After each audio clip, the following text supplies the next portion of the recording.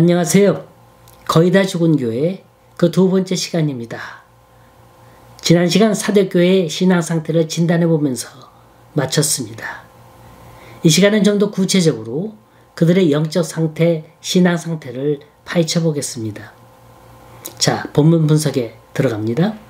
1절, 사대교회의 사자에게 편지하기를 하나님의 일곱 영과 일곱 별을 가진 이가 가라사대. 지금까지 네 교회가 소개됐거든요. 에베소 교회, 서문화 교회, 버가모 교회, 두아디라 교회. 이 네 교회 가운데 일곱 영과 일곱 별을 가진 이라 소개한 건 에베소 교회밖에 없습니다.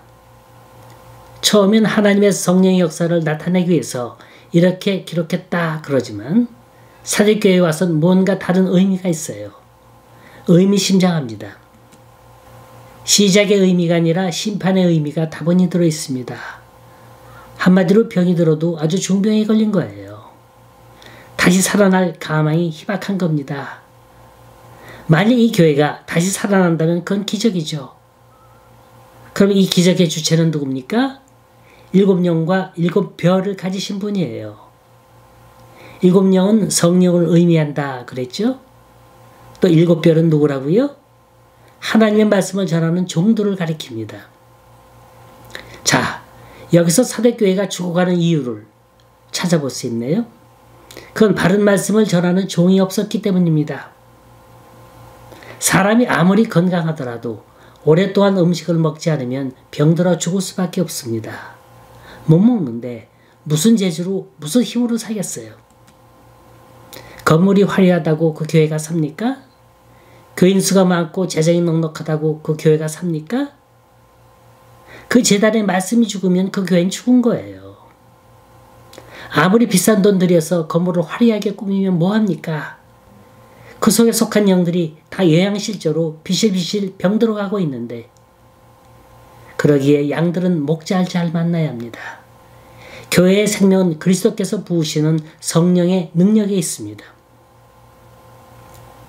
고 옥하는 목사가 죽기 전에 그런 말 했다잖아요. 자신은 실패한 목사라고, 후회가 많다고. 이번엔 제자 훈련으로 성공한 목사예요. 사랑의 교회를 세우고 참 모든 한국교회의 본이 되는 삶을 살았던 겸손한 목사입니다. 제가 참 존경하는 분이에요. 그런데 자신은 실패한 목회자로 살았다는 거예요. 그 이유는 말씀을 전하기는 했는지 몰라요. 허나 그 속에 성령의 감격을 심어주지 못했다는 거예요. 성령이 떠난 교회, 겉으로는 화려했는지는 모르지만 이미 죽은 교회나 다름없는 겁니다. 아무리 부흥하던 교회라도 성령의 역사가 막히고 말씀이 없으면 죽게 돼 있습니다.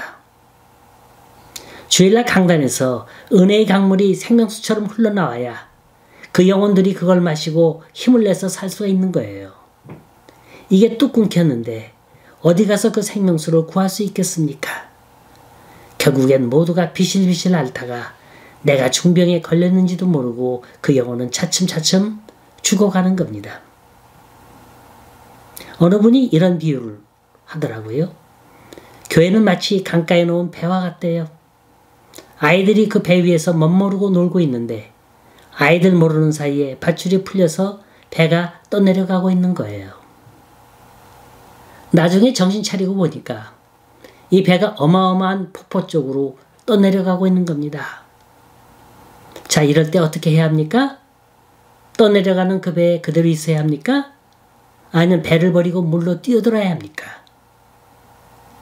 목회자가 병들고 말씀이 죽어 있으면 그 배에 탄 사람들은 다 나 살려고 뛰쳐나오고 마는 거예요.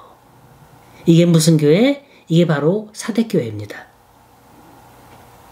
2절, 너는 일깨워 그 남은 바 죽게 된 것을 굳게 하라. 내 하나님 앞에 내 행위에 온전한 것을 찾지 못하였느니.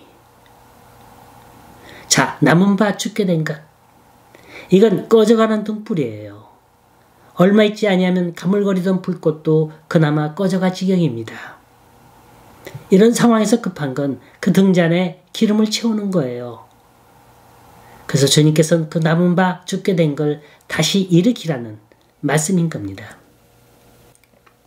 또 내 행위에 온전한 걸 찾지 못했다 그러셨죠? 예배를 드리긴 하는데 습관적으로 드리는 거예요. 형식적으로 드리는 겁니다. 가인과 아벨의 제사에서 왜 가인의 제사는 받지 않으시고 아벨의 제사만 받으셨을까요? 그건 제사를 드리는 그 사람의 마음 중심이에요. 내 마음속에서 우러나오는 믿음으로 드렸느냐, 아니면 드리지 아니하면 안 되겠기에 그저 눈도장이나 찍으려고 드렸느냐. 예배는 감격이 있어야 돼요. 벌써 은혜 받은 사람들의 모습은 그 얼굴이 환해요. 기쁨이 있습니다. 나 혼자 받기에 너무 아쉬워요. 허나 여기서 그쳐서는 안 되죠. 이 은혜를 전하는 거예요. 믿지 않는 영혼들을 구하는 겁니다. 다시 말해서 하나님 사랑, 이웃 사랑, 이것이 성경이 말하는 율법이요 온전한 사랑인 겁니다. 주님께서는 바로 이 온전한 사랑을 되찾으라는 거예요. 3절입니다. 그러므로 네가 어떻게 받았으며 어떻게 들었는지 생각하고 지키어 회개하라. 만일 일깨지 아니하면 내가 도적같이 이르리니 어느 시에 네게 임할는지 네가 알지 못하리라. 한마디로 첫사랑을 회복하라는 거예요. 누구든지 은혜를 받을 때는 그 신앙이 열심히 있었어요.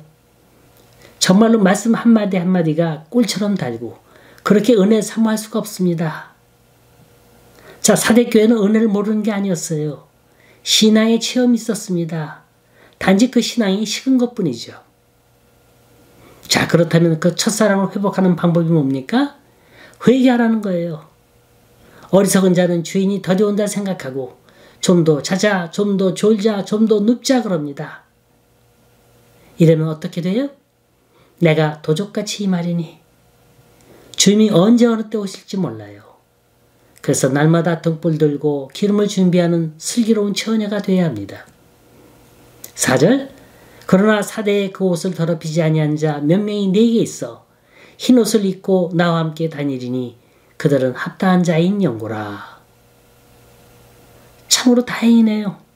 이 속에서도 하나님께서 남겨놓으신 의로운 자들이 있었어요.